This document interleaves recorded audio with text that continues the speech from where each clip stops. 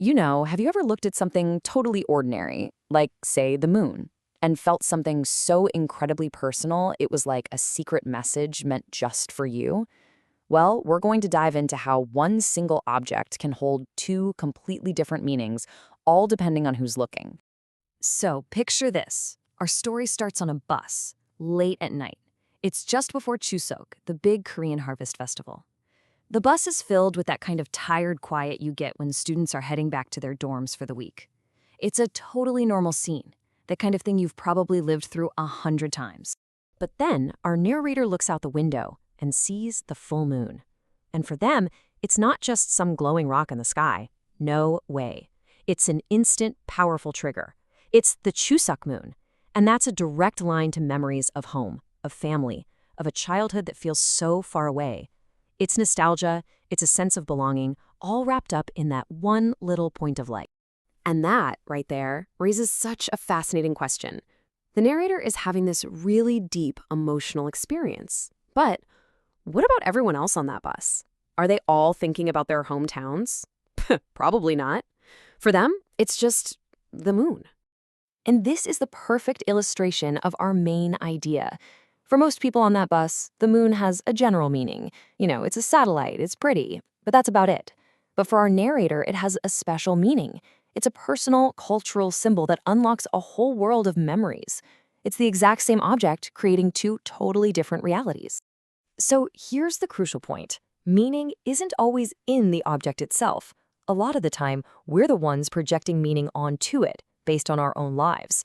The same reality can be seen through two different lenses, showing you either something totally ordinary or something extraordinary. And this idea isn't just for little personal moments on a bus. It's a pattern we can see in some of the oldest stories humanity has ever told. Okay, so let's take this idea and look at a story many of us know, but let's look at it through this new lens. We're talking about the story of Noah and how a simple rainbow turned into something so much more.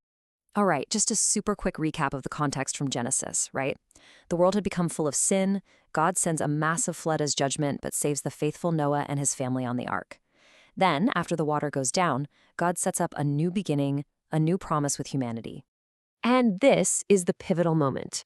God takes a totally natural phenomenon, light bending through water droplets, and gives it this profound, brand new meaning. It's not just a beautiful thing that happens in the weather anymore. It is now officially a sign, a physical reminder of a divine promise. So you see it again, right? For pretty much anyone, a rainbow has a general meaning. It's just physics. It shows up after the rain. But for Noah and for all the believers who came after, that very same rainbow now has a special meaning. It's a symbol of God's covenant, a promise to never ever destroy the world by flood again. It's a message of hope. Now let's take this whole idea and apply it to an even more powerful symbol. One that started out as a tool of just horrific violence and somehow became a central icon of love and salvation for billions of people. I mean, the contrast here is just, wow, it's incredibly stark. The general meaning of a cross back in the Roman Empire was completely clear. It was a brutal tool for state-sponsored terror. And yet, for Christians, that very same object goes through a complete 180-degree transformation. It becomes the ultimate symbol of God's love and sacrificial salvation. The Apostle Paul just captures this duality perfectly right here.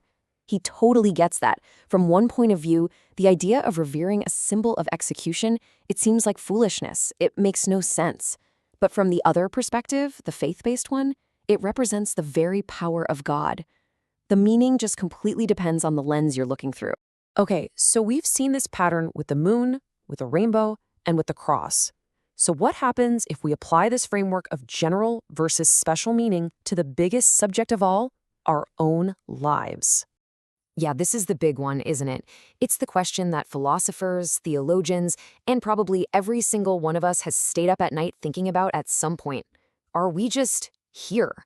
Or are we here for something? Well, if you look at it one way, life could have a general meaning. We're a very complex, but ultimately a biological coincidence, just a product of chance and evolution. But the faith perspective that our source material talks about offers a special meaning, that every single human life is an intentional gift, created with a divine purpose. And this all leads to the ultimate takeaway. According to this perspective, the real challenge in life, and maybe the path to a truly fulfilling existence, is to look past that general surface-level view of things. It's to seek out and try to understand this special meaning, that unique purpose that has been woven into our very being. And we end with this beautiful thought from the Psalms. It brings us full circle. Looking up at the exact same moon and stars that started this whole conversation, the writer feels this incredible sense of awe and asks a huge question. In the grand cosmic scheme of things, what are we?